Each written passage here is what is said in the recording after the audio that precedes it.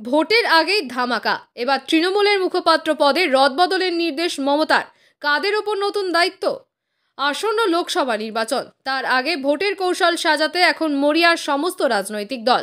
শাসক থেকে বিরোধী প্রস্তুতি তুঙ্গে। এরই মধ্যে শোনা যাচ্ছে রাজ্যের শাসক দল তৃণমূল কংগ্রেসে মুখপাত্র হিসেবে বেশ কয়েকজনকে বদল করা হবে। তেমনই নতুন করে দায়িত্ব পেতে পারেন আরও কয়েকজন। আর এই রদবদলের নির্দেশ দিয়েছেন খোদ মমতা বন্দ্যোপাধ্যায়, এমনটাই সূত্রের খবর।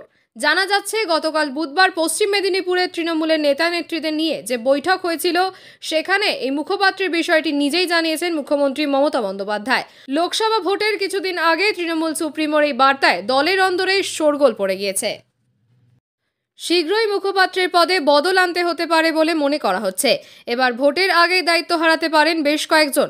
আবার নতুন করে কাদের উপর দায়িত্ব দেওয়া হবে সেটা নিয়েই জল্পনা তৈরি হয়েছে। প্রসঙ্গত 2023 সালের মার্চ মাসে দলের মুখপাত্রদের নাম ঘোষণা করে দিয়েছিলেন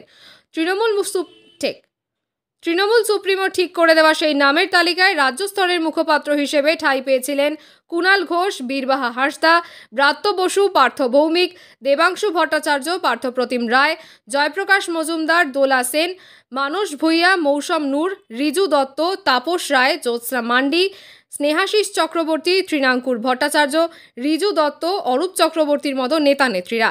নবীন প্রবীণ সবাইকে সুযোগ করে দিয়েছিলেন মমতা।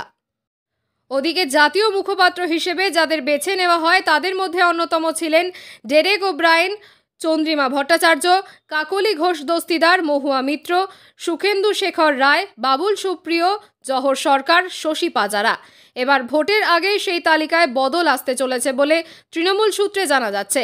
এই রদবদলের বিষয়ে তৃণমূল মুখপাত্র কুণাল ঘোষ অবশ্য বলেন, এই বিষয়ে তিনি কিছুই জানেন না।